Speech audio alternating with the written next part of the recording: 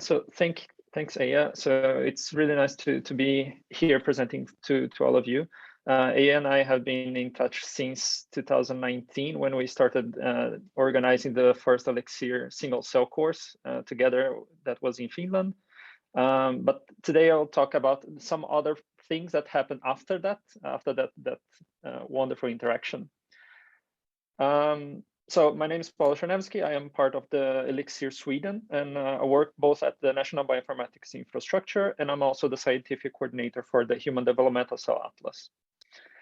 So just a brief overview of the course that we currently have. So as a background, so the Swedish single cell course was among the first courses that I know of. So since 2016, so the single cell started around 2015. And is also one of the first courses that were completely done using Conda environment since 2018, as long as Conda was developed. And in that sense, our course is also one of the first ones to start to drive the fairness of and reproducibility in terms of providing bioinformatic courses. And also one of the first ones that, at least is the only one that I actually know of, that includes multiple pipelines for both R and Python. So here you have, for example, Surat, Scan, Scatter, and ScanPy, including a very diverse portfolio of tools. Even though there is still a multitude of tools that are available, here we also try to gather as many tools as possible and to be as wide as possible. So here you have in the bottom the link of those two courses. So now we are actually changing a little bit of the infrastructure that we provide courses. So we actually are transitioning to the learning measurement system, and in which now all lectures are available online. And we'll have also, so for example, all the lectures are now subdivided into small, easily to digest, if you can say that, topics. So then you can actually go into every single one and just click next, for example. So all the courses, everything is already online, deposited on YouTube, but freely available as well, both the lectures and also all the exercises that I mentioned in the previous slides. And most of this work is done by me and Åsa Björklund, who you probably might also know is one of the first researchers to do single-cell RNA sequencing analysis. But I would like also to just give a brief overview of another different training strategy that I have been involved in the past 2 years. And that is majorly involving two nodes, so Elixir Sweden and Elixir Switzerland. And that is called project-based learning. So we had this course instance in single cell and like RNA biology in general, but I was responsible for the single cell RNA sequencing part together with Erik Fasterius, who is also here with you today. So in that course, we basically delivered the whole single cell analysis pipeline that you probably are familiar with, but in this project-based learning technique.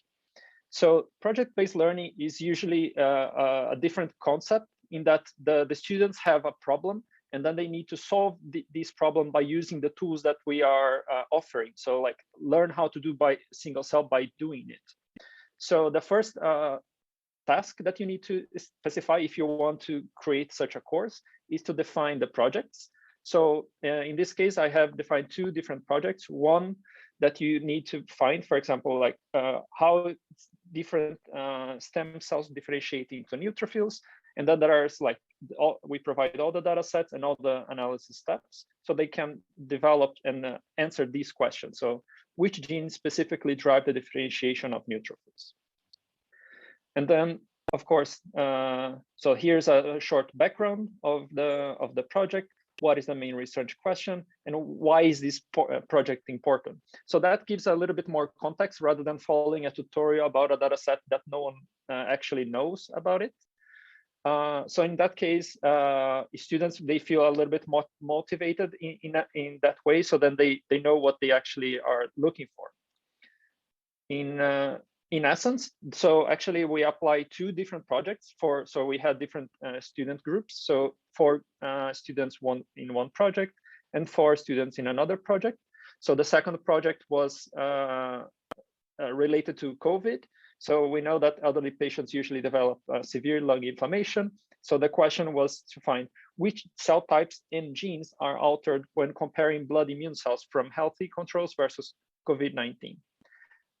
Which also gives our relevance for the course. But in essence, it's exactly the same.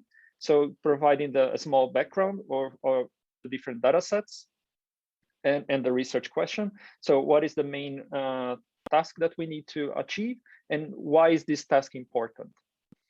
So basically, the project-based learning strategy is consisted of 2 major files that let's say. So the first one is a report. Here is in R Markdown because we did everything in R, but it can be, it's very agnostic to that. It can be just any file. So in this report Markdown, let's say, it's where all the instructions for the course are, because since you don't have a tutorial, you need to specify how do the students will get to the point where you want the analysis. So for example, consult the glossary, which is the second file that I will talk in a minute.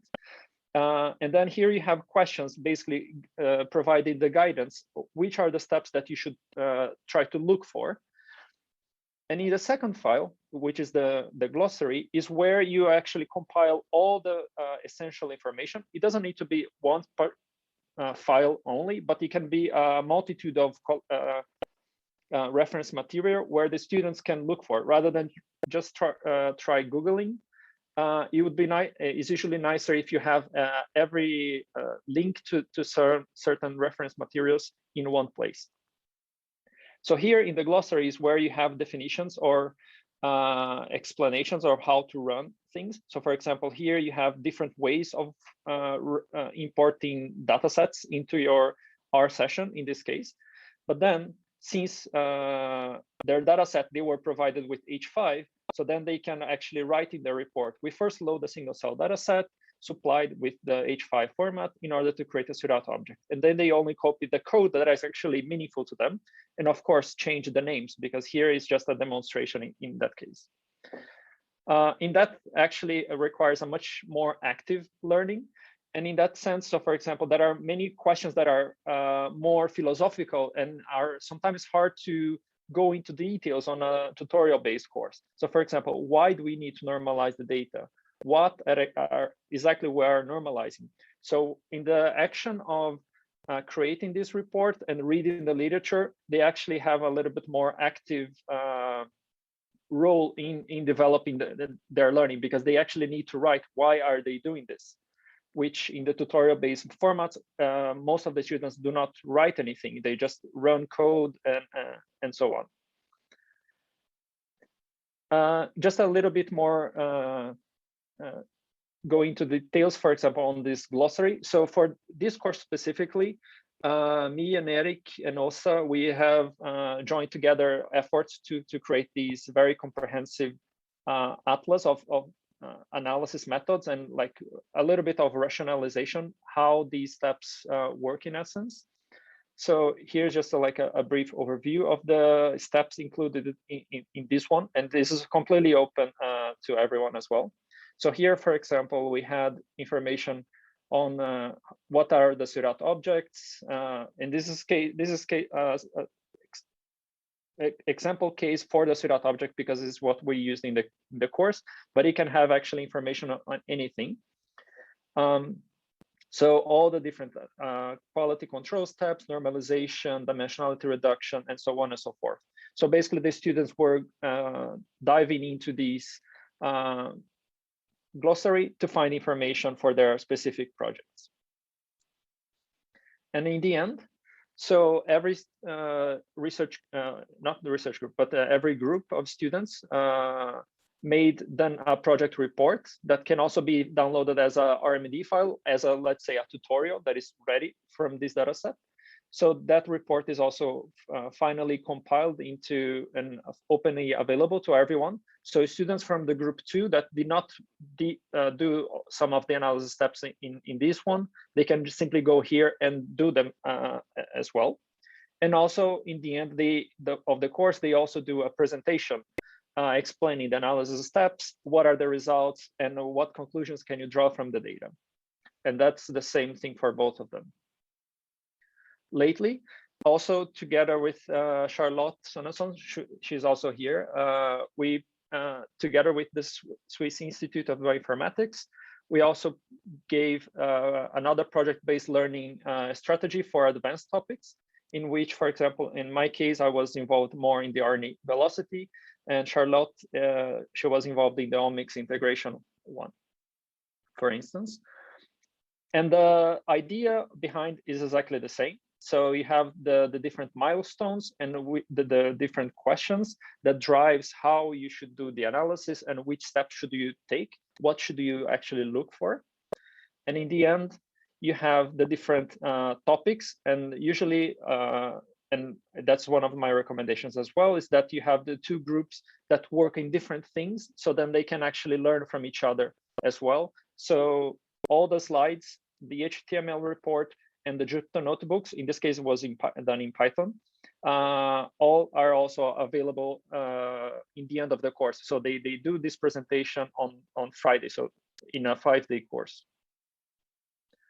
So in summary, we strive also to do this package versioning and to do a course as fair as possible in terms of Elixir guidelines. We also try to be broader and less biased into the methods. So we actually provide many tools and methods in both R and Python.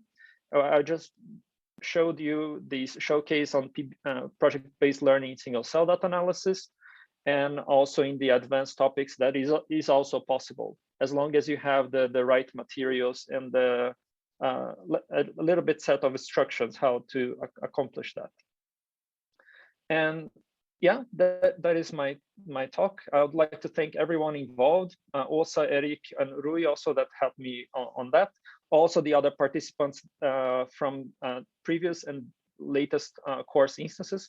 For instance, Ahmed and Aya for the collaboration that inspired all of us as well as the collaborators from the Swiss Institute of Bioinformatics, in special Charlotte, that is also here. Thank you so much.